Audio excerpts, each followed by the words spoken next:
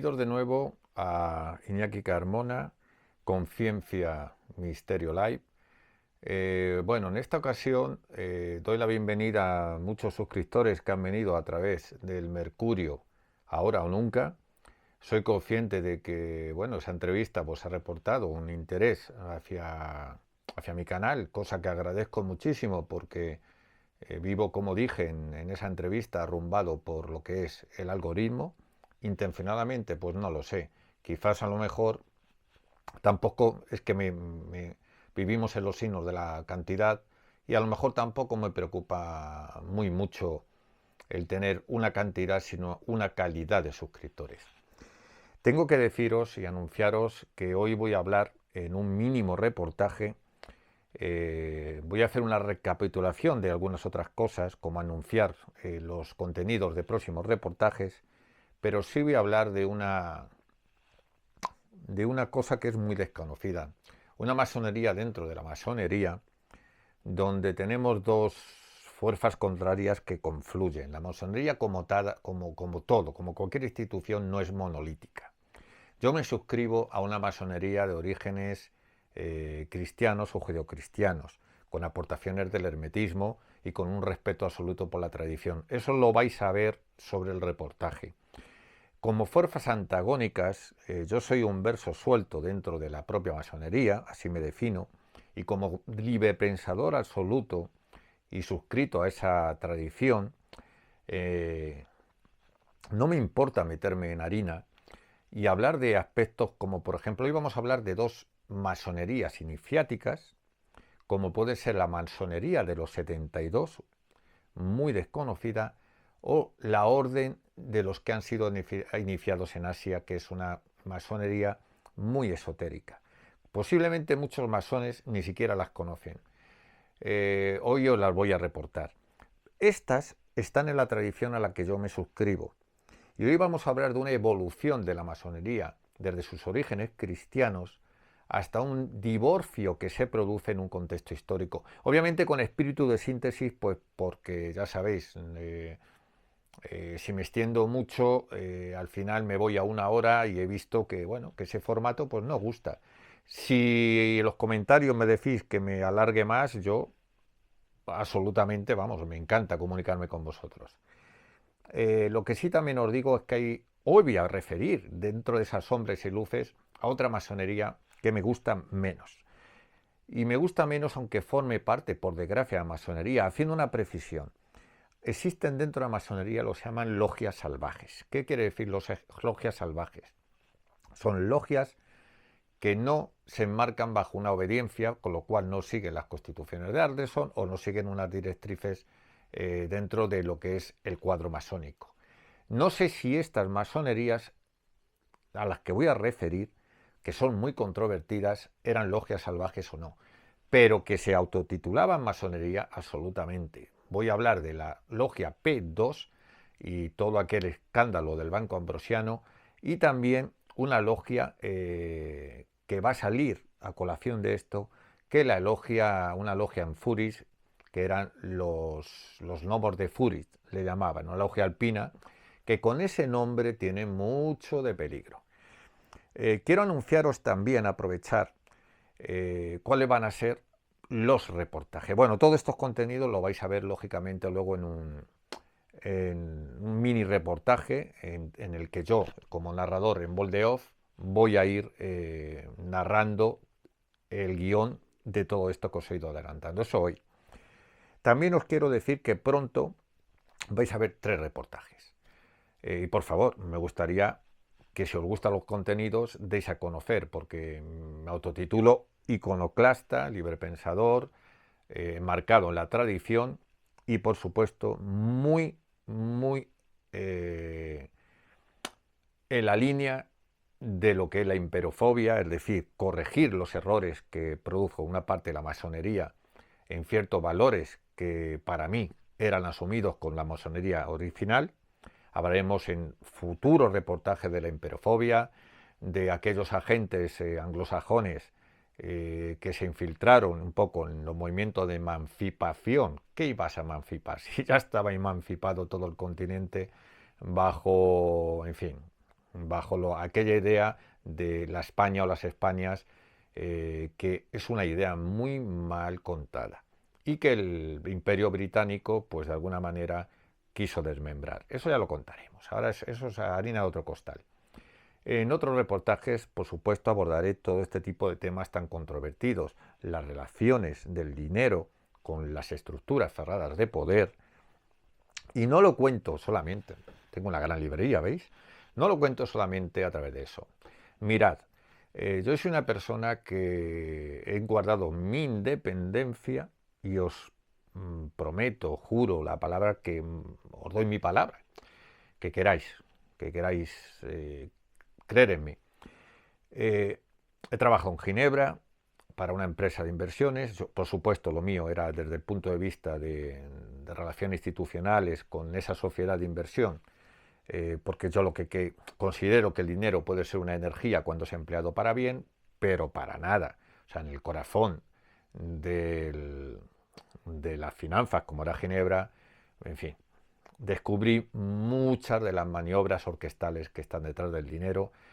Tuve acceso y conocí a presidentes de banco privado, grandes ejecutivos. Ya os comentaré, incluso Rothschild, el director de la banca Rothschild, me pidió mi libro, Toledo, Judíos, mitos y encantarías. En fin, yo he conocido a muchísima gente. He estado dentro de la masonería, de una masonería dentro de la masonería. Algún día os hablaré de un movimiento de personas del grado 33 que en una comida querían restablecer o el resurgimiento de una masonería de orígenes cristianos, herméticos, judeocristianos. Eso lo contaré si puedo y hasta donde pueda. Por supuesto, también os comentaré, en fin, en esa línea en la que os estoy reportando, cuáles van a ser los 3 reportajes siguientes. El primero es que fui a grabar recientemente con mi amiga Ángela Hitleri, que es una medium, una mujer muy especial, muy discreta. La llevé a 3 escenarios: una cueva donde vivía una beata del siglo XVI en Toledo que realizaba prodigios, a una mikvé dentro del casco histórico, es un baño de purificación judía, y a un edificio del siglo XVI en la calle del Pozo Amargo en Toledo, en el casco histórico de Toledo, donde fue el principal enclave brujeril por excelencia en la Edad Media. En esos 3 lugares fui con ella y su marido, que es curioso, una pareja curiosa. Él es médico, masón de muy alto grado, es una de las figuras internacionales de la masonería, íntimo amigo mío, y estuvimos realizando... esta acotación la quiero hacer, porque viene a colación de lo que vais a ver en el reportaje. Estas 2 personas, estamos hablando de un masón de muy alto grado, son muy creyentes, absolutamente. Ángela es católica, apostólica y romana, aunque muchos se sorprendan. De esto hay que hacer pedagogía, que lo intentaré hacer en el reportaje. Si se puede ser masón siendo cristiano, en fin, lo abordaremos brevemente. En otros reportajes, si os gusta, lo abordaremos más en profundidad. Bueno, pues retomando aquella experiencia con Ángela, deciros, y con Pablo Bahillo, deciros que ella, cuando tiene una especie de semitrance, aparecen una serie de voces donde ella entra en conexión con algo superior a la realidad que conocemos, y mis aparatos de grabación, ella no tenía ninguna información previa de lugares a los que le llevaba para que no estuviera condicionada, y ella describe a través de su mediumidad la vida de la monja, vida que yo sí conocía, absolutamente cierto. Y además se interpolan una serie de voces que a las, digamos, revelaciones que va haciendo Ángela responden en tiempo, forma e inteligencia. Allá cada cual. Sí, a los que os acabáis de incorporar, quiero haceros un pequeño inciso. Para mí las voces no las estudio de la fenomenología, de la parapsicología, en fin. Yo he sido el único español que he formado parte de un equipo multidisciplinar o sea, un ensayo científico con físicos cuánticos, con ingenieros. Se desarrolló en la universidad y hubo una publicación, obviamente al cumplir los protocolos científicos, en una revista de neurociencia y física cuántica. Quiero deciros esto porque aparte de mi preocupación filosófica, es decir, intento conciliar lo que es mi preocupación por el estudio de la dinámica de la conciencia con lo que dicen las distintas filosofías en el inicio, ¿no? En todos los pueblos, en lo que es la filosofía perenne, sobre este tipo de realidades que desconocemos, intento conciliar para comprender ese gran enigma que para mí representa el enigma de la conciencia. Por eso me gusta, o por eso mi preocupación por estas voces que son mucho más que voces. Sí os adelanto que no puedo emitir ese reportaje, que vais a ver vídeos, vais a ver ese semitrance, vais a oír las voces, vais a ver el escenario de la cueva, de la Migbe, de esa casa de antigua enclave núcleo brujeril del siglo XVI en Toledo, después de una conferencia que daré el 1 de abril a las 6 de la tarde en el foro Alma, Mente, Cuerpo en Madrid. Hasta que no salga ese reportaje, entender que quiero que sea inédito, vamos a dar una charla Ángela y yo. Vale, ahora sí vamos a oír una voz para abriros un poco el interés, tanto por la charla a la que estáis todavía a tiempo de apuntaros, como por supuesto el reportaje que estrenaré en exclusiva en este canal con todo el material que no saldrá ni la conferencia. El siguiente reportaje del cual voy a hablar va a ser el siguiente. Me voy a desplazar a una cueva, a una ciudad subterránea que es tenida en Toledo casi por la cueva de Hércules. Algunos buscar información sobre esa tradición. Hace un montón de tiempo que nadie, además es que yo creo que tal como yo os lo voy a reportar, os voy a contar todo lo que es la historia de la magia, cómo en Toledo la magia ya venía como un concepto degenerado, pero detrás hay un saber que viene del mundo antiguo y que explota a través de las traducciones que se hacen en el mundo andalusí, los traductores judíos, la tradición árabe y bajo patrocinio del arzobispado de Toledo, donde la escuela de traductores de alguna manera va a compilar ese saber y que algunos interpretan como magia y que es un modo de conocimiento integral. Pero figuraros, os voy a llevar a una, no cueva, a una ciudad subterránea. Así que ese promete ser interesante.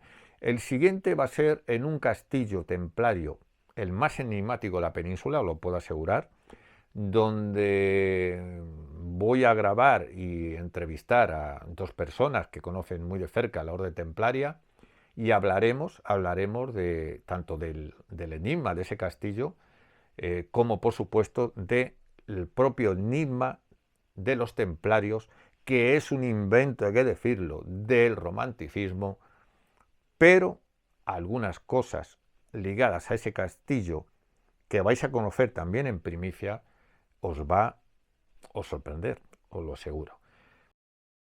Esos van a ser los 3 reportajes que espero que en 2-3 meses, uno por mes, a lo mejor incluso menos tiempo, vayan apareciendo en mi canal, que me gustaría que dierais a conocer. El cuarto que me propongo, si me lo permitís, va a ser el tema de la imperofobia, de la masonería en América y reactualizando todo eso de el poder. Y ahí me vais a... os prometo que ese voy a dar todo. Deciros que bueno, veis aquí un montón de cosas, es mi despacho. Tengo a colación y el honor de que tanto la reina Sofía me mandó una carta dedicada, una foto dedicada para José Ignacio Carmona, con afecto. Tengo por ahí la foto del propio... Tienen mis libros, como otras muchas personas. Lo digo esto porque soy muy respetuoso, pero sigo teniendo mi opinión. Algún día hablaré que fuera de lo que es la institución heredada que entendemos como monarquía, hay un concepto más profundo que es el concepto de realeza sagrada o rey por derecho divino, que también os hablaré porque creo que es muy interesante reportar y compartir con vosotros.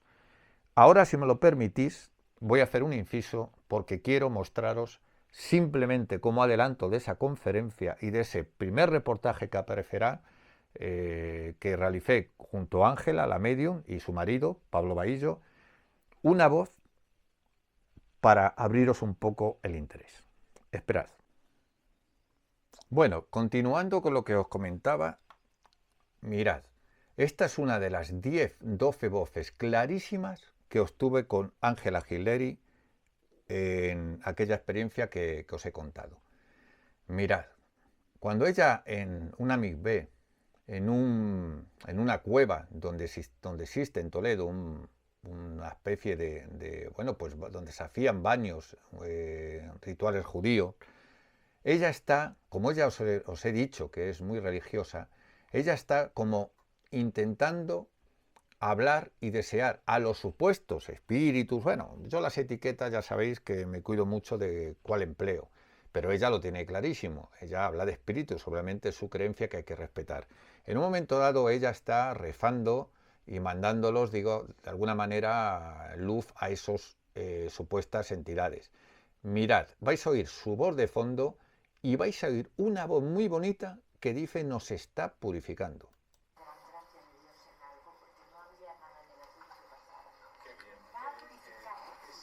Vale, estáis escuchando a Ángela hablar, pero en un momento dado, cuando ella está hablando de Dios y de purificar, una voz dice, va a purificarnos.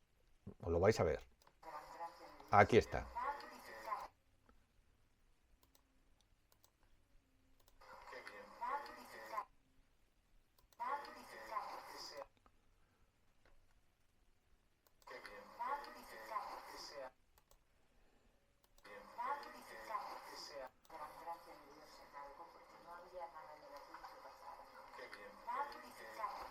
Habéis escuchado el contexto, ¿verdad?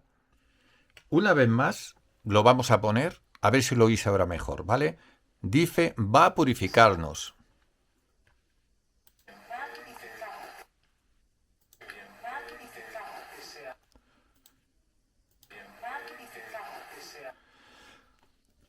Bueno, como veis, aquí estoy. Como veis, ese es el contexto.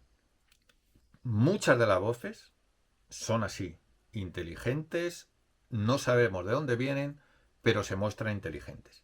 Bueno, ahora, cambio de tercio, pasamos al documental o mini reportaje que espero os guste.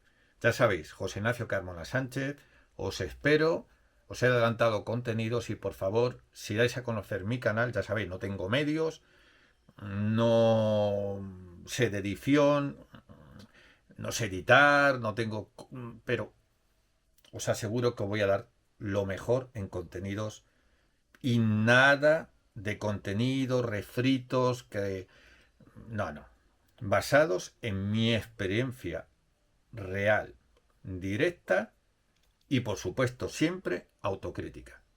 Bienvenidos.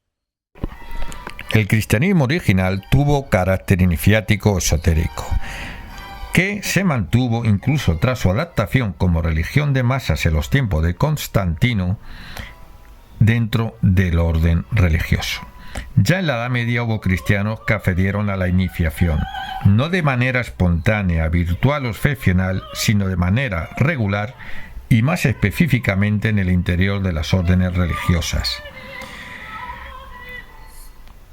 Durante los siglos XI a XIII se fundaron en Europa las órdenes religiosas de los cartujos, los cistercienses, los premonstratenses. Vivieron personajes como Anselmo de Canterbury, Santo Domingo, San Francisco de Asís, Santo Tomás de Aquino, el maestro Eckhart, que dieron origen a importantes órdenes religiosas, linajes místicos y escuelas de teólogos. Bizancio fue el lugar de encuentro y comunicación del occidente cristiano con la India y con el Islam. Dentro de este orden de iniciación tenía mucho peso el llamado tópico de la Translatio Scientiae o la Translatio Studi y de la Translatio Imperii, utilizado por diversos autores de la época. Los occidentales aceptaban la afirmación bíblica de que el Edén o paraíso terrenal estaba en Oriente, de que allí partían los 4 ríos que nutrían todo el orbe. Tras la expulsión de Adán y Eva, el centro del mundo se desplazó sucesivamente a la tierra de los asirios, los caldeos, los medos, Grecia, Roma. Este tránsito del conocimiento, traditio, tradere, igualmente sería empleado por determinadas instituciones, por ejemplo las corporaciones de construcciones medievales, para apoyar sus aspiraciones a ser reconocidas como herederas de los antiguos maestros de obra. Sin embargo, no se ha explicado bien cómo se produjo el traslado de los misterios iniciáticos de los monjes a las corporaciones de masones operativos.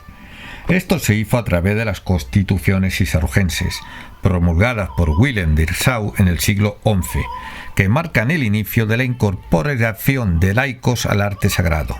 La reforma cisterciense, en sintonía con la gran reforma de Cluny, coincide con el punto de máxima expansión del arte románico imperial y la bisagra entre 2 mundos, el monástico y el secular. En los comentarios correspondientes a los libros de los Reyes y Crónicas, eje de la narración bíblica de la construcción del Templo de Salomón y sus protagonistas, Estrabón remite al lector a las obras de otros 2 exégetas. Uno es su maestro Rábano Mauro, abad de Fulda y arzobispo de Maguncia, y el otro es Beda, llamado el Venerable, famoso historiador inglés del siglo VIII, ambos prominentes benedictinos. Beda escribió de Templo Salomonis Liber y era evidente que se había ocupado especialmente de la cuestión simbólica de la construcción del templo dentro de la esfera y la órbita cristiana de esta exégesis con carácter iniciático.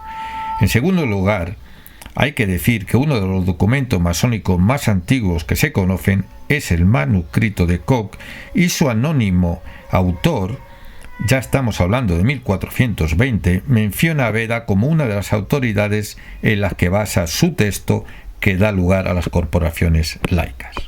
Es pues obvio que la masonería nació en un contexto judeocristiano. La masonería ve en la Iglesia Católica y en todas las religiones concepciones del hombre relativamente verdaderas. Para ella no existe una religión que posea la verdad revelada, absoluta y objetiva. La masonería no expresa valoraciones sobre las religiones particulares ni se propone ordenarlas en una escala jerárquica, sino que todas ellas tienen respecto a su punto de vista en torno al hombre igual dignidad. La masonería no es una religión, no es una concepción total de la realidad, ya que el perfeccionamiento del hombre que propugna está limitado a un único plano ético y espiritual. De esta confrontación resulta claro que los teóricos de la Iglesia Católica han malentendido el pensamiento masónico en origen. De ahí se deduce que sus valoraciones puedan ser confundidas. Desde que en 1738 Clemente XII promulgó la bula In Ementi,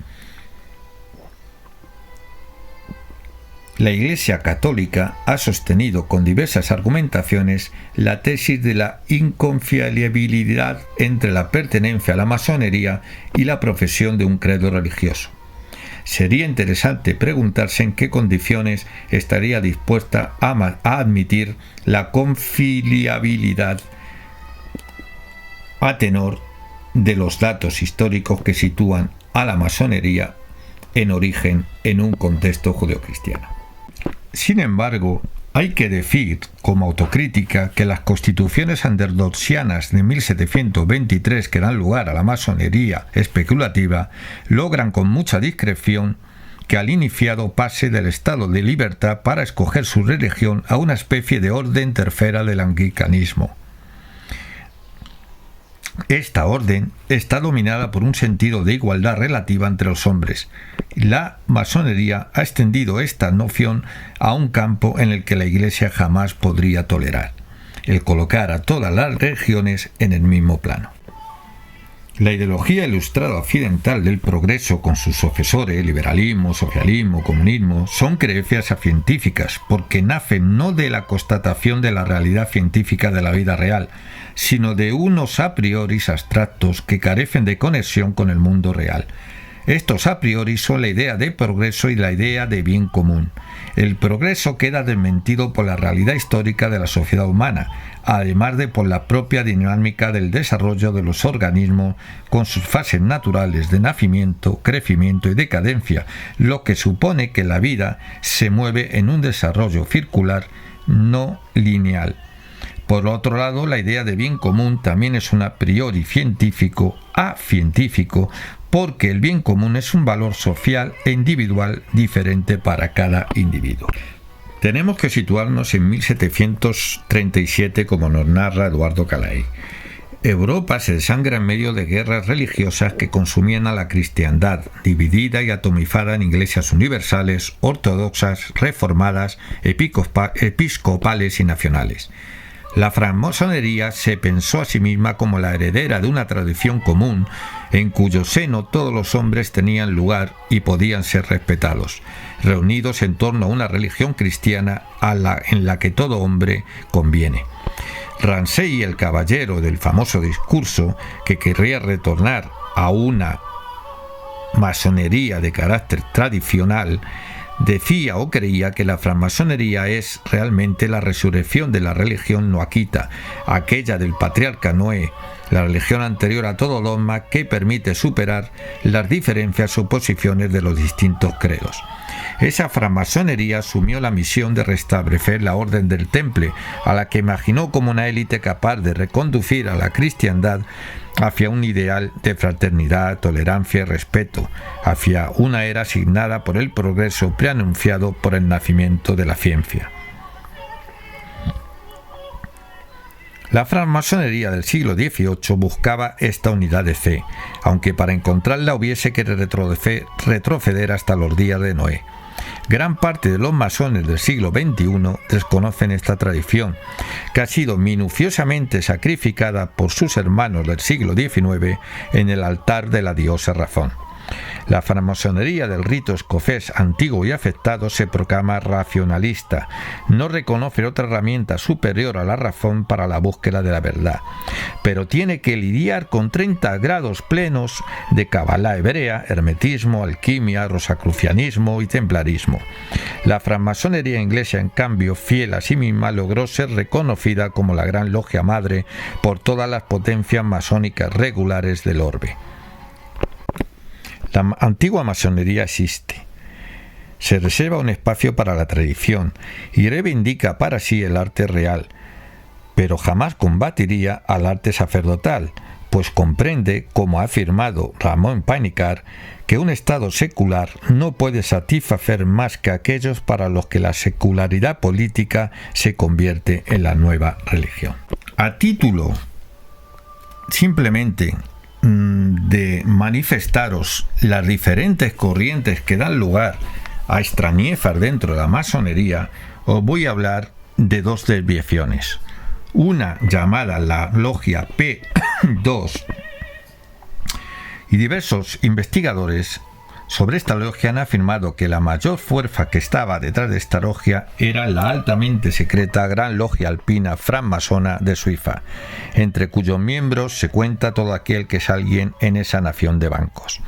El ex primer ministro y miembro del Club Bilderberg, Harold Wilson, llamaba a los miembros de la logia alpina los gnomos de Zúrich y aseguraba que tenían más poder que ningún gobierno.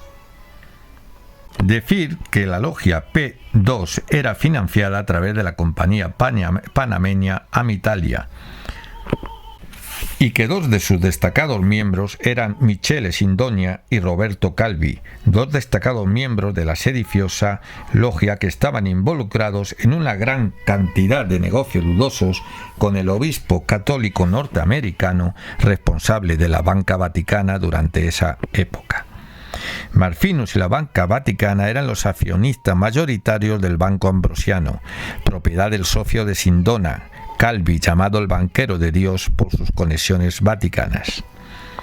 A mediados de 1982, mientras la madeja que enredaba la mafia, la malentendida francmasonería que practicaba la logia P2, incluso algunos elementos fascistas y del Vaticano, empezaba a ser desentrañada.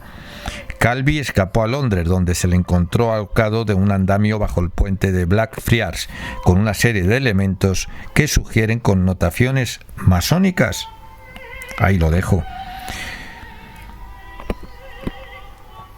Hay que decir que la utilización de la masonería con fines particulares y desviados de la verdadera propósito y filosofía que supone un método de enseñanza loable que camina hacia el perfeccionamiento del hombre de un modo espiritual y no solamente simbólico, sino operativo para servir mejor a la sociedad en la que se desarrolla, ese es el verdadero propósito de una masonería que entronca más bien con las raíces judeocristianas que nacen en los monasterios y que se adscribe al arte sagrado sin menoscabar el arte sacerdotal. Como elementos de una masonería tradicional, vamos a referir a dos logias o masonerías muy desconocidas. Una es la masonería de los 72, y bajo este nombre vamos a hablar que es de origen alemán y que se dedicaba al estudio de las ciencias ocultas y pretendía, sin duda, que su gran maestro habitaba en la España y tenía en el orden el nombre de Tajo, el río que pasa y abraza mi ciudad, Toledo. El número de sus miembros no podía exceder nunca el 72, 24 aprendices, 24 compañeros y 24 maestros. Los más jóvenes estaban encargados de distribuir las limosnas, hacer pesquisas y asegurarse en las logias si habían hermanos que fuesen dignos de ser recibidos. Si moría un maestro era reemplazado por el compañero más antiguo y así se aseguraba una cadena donde había una confianza diferida. No se recibía a nadie en este orden misterioso cuyo ritual nos es desconocido antes de la mayoría de edad. Como este tipo de masonerías que preservaron los orígenes, ponemos también la Orden de los Caballeros y Hermanos Iniciados del Asia en Europa, 1780. Esta orden fue fundada en Berlín, y otros dicen que en Viena. Sus miembros, de quienes hablaron mucho los diarios alemanes, adoptaron una mezcla de ceremonias judías, maometanas y cristianas para indicar sin duda que admitían todas las religiones. Por supuesto, sus palabras de pase eran curiosamente de la esfera de la mezcla de las tres culturas que se produjo en la España de entonces, de las traducciones y donde la ciencia nació tal como la concebimos. En sus grados tenemos nombres de origen hebreo, tales como Melquisedec, Tumín, Urín y Sinedrón. Y estos Tumín y Urín son del más alto secreto esotérico relacionado con el pectoral del sumo sacerdote y con la exégesis del templo de Salomón, que también vieron los padres de la Iglesia como Beda el Venerable, Orígenes y otros. Hay que subrayar la consideración de la masonería como una orden esencialmente cristiana. Las constituciones de la masonería regular recopiladas por los pastores Anderson y de Segalier expresamente consignaban como condición para ingresar en la orden la obligación de creer en Dios y en la mortalidad del alma. Además, añadían, el masón está obligado por su compromiso a obedecer la ley moral y si comprende bien el arte, no será jamás un estúpido ateo ni un irreligioso libertino. Durante los siglos XVIII y XIX, los masones regulares no solo no eran irreligiosos o anticlericales, sino por el contrario abiertamente creyentes. El mismo juramento de ingreso en la orden se deponía ante Dios y con la mano derecha sobre el Evangelio de San Juan, al tiempo que se advertía al candidato que sus nuevos compromisos no eran contrarios al Estado, la religión o las leyes. Por otra parte, la masonería tenía sus santos patronos, los 4 santos coronados, y sobre todo San Juan Bautista. Precisamente las referidas constituciones de Anderson prefectuaban el deber de observar las fiestas de la orden, entre las cuales se encontraban las de San Juan Bautista y San Juan Evangelista. Sin embargo, a partir de la segunda mitad del siglo XVIII, la masonería acabó profesando ciertas modalidades de gnosticismo cristiano incompatibles con el dogma católico. La documentación generada por las logias de Malta prueba que practicaban los altos grados, por ejemplo, Caballero de Oriente o Caballero Rosacruz, que formaban parte del denominado rito francés de perfección, en los que se ofrecía la restauración del primitivo cristianismo sobre bases gnósticas. Igualmente, los caballeros hospitalarios que frecuentaban las logias del continente practicaban los altos grados, especialmente el régimen de la estricta observancia templaria, único sistema masónico que exigía ser cristiano a sus adeptos. Sin embargo, este gnosticismo, controvertido o no, es una cosa a discutir si se aloja o no del elemento doctrinario de la Iglesia, parece fundamentarse en los propios textos masónicos de la Edad Media. En efecto, los manuscritos medievales Regius y Cook y otros posteriores, como los denominados Íñigo Jones, circa 1607, o Dumfries número 4, circa 1710, que afirmaban que la masonería era heredera de una antigua ciencia que se había transmitido ininterrumpidamente desde Adán y Set a Abraham, y de allí a los egipcios, Euclides, David y Salomón, hasta que Naimus Grecos, literalmente el de nombre griego, llevó los secretos del arte real a la Francia del rey Carlos Martel, de donde pasarían a las Islas Británicas. Así las cosas, no puede sorprender que las autoridades católicas vieran en todos estos argumentos tanto una negación del valor de la revelación como un intento de suplantar el papel de la religión y de sus sacramentos, sobre todo en lo atinente a ciertos ritos masónicos, con palabras sagradas, gestos, signos y toques, a los que se atribuía cierta eficacia o capacidad para transformar objetivamente al hombre. La cuestión de la conjura jesuita ha sido el argumento predilecto de la masonería anticlerical del siglo XIX, incómoda con el contenido cristiano de los ritos e incapaz de afectar las raíces esotéricas de su simbolismo. En Francia, hasta la Revolución, la francmasonería fue claramente cristiana y sus dirigentes principalmente católicos, mientras que en Inglaterra la reorganización de la francmasonería estaba en manos de pastores protestantes. En Francia, sus jefes eran católicos y estuardistas. Fuesen los jesuitas o los jacobitas, la mayoría de los historiadores coinciden que el punto de partida de la cuestión, o al menos su irrupción pública, arranca con el famoso discurso del caballero escocés Michel de Ramsay, pronunciado en París en 1737. Hay quienes afirman que a partir de Ramsay comenzaron a proliferar en la francmasonería los temas esotéricos, la idea de un conocimiento antiguo y oculto y la existencia de un secreto guardado en el corazón de la fraternidad. Esta afirmación es inexacta y siempre ha constituido una expresión del deseo de los sectores más agnósticos de la francmasonería, que en el siglo XIX renegaron de sus orígenes judeocristianos y de la espiritualidad masónica medieval. Sir Francis Bacon, autor de la Utopía masónica de la Nueva Atlántida, y Elías Ashmole, fundador de la Orden del Templo Salomón y recibido masón en 1646, son solo algunos de los muchos rosacruces que introdujeron sus ideas en la francmasonería mucho antes que los jacobitas constituyeran los altos grados en Francia. La francmasonería medieval mantuvo el eje de su simbolismo en el Templo de Jerusalén y transmitió la misma obsesión a la francmasonería moderna.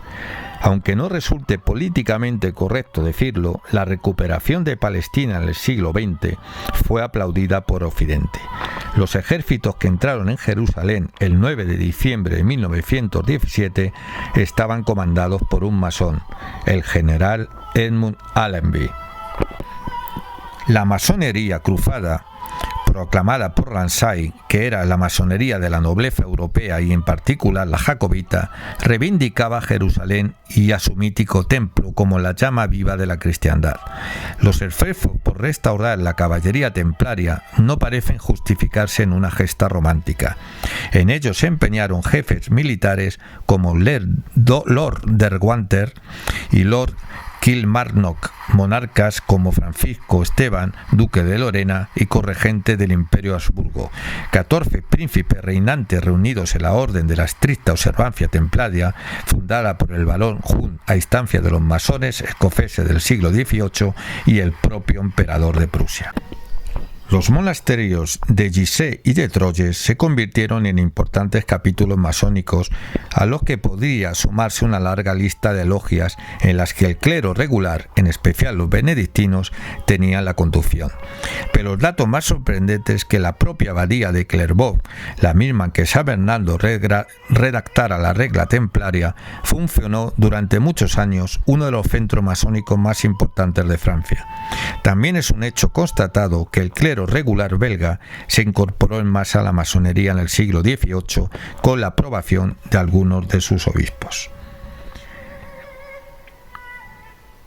La pregunta es, ¿esto no puede ser analizado de un modo pueril, como creer que la francmasonería fuese capaz de atraer la atención del clero regular solo por la seducción de sus principios y su condición de élite en tiempos de la Ilustración? Por el contrario, la incorporación del clero regular a las logias debe haber constituido un objetivo de las logias estaurdistas que, a causa de su tradición escocesa, mantenían desde hacía siglos la presencia de capellanes en sus estructuras masónicas, reivindicando así el antiguo vínculo con las logias cluniacenses cuya tradición habían heredado. La desviación de la masonería por elementos anglicanos cooperarán de forma subterránea en el desmembramiento de los valores del Imperio español. Desde luego, ahí hay una conjura que tiene que ver más con elementos infiltrados del poder en las propias logias aristocráticas y al servicio no de los ideales masónicos, sino del Imperio británico que se estaba reconfigurando y del cual el Imperio español, heredero de los valores universales del propio cristianismo, que también difundirá a través de la doctrina de la Escuela de Salamanca anticipadamente valores éticos de emancipación, que desde luego la masonería en la que operaban estos agentes anglicanos no tiene en absoluto nada de emancipación, sino de un instrumento político al servicio de la época del expansionismo comercial y del Imperio británico. Y sí podemos hablar de valores emancipadores y aglutinadores de una sociedad mestiza promovida por esa universalidad que estaba en el ideario de lo que se llamó el Imperio español.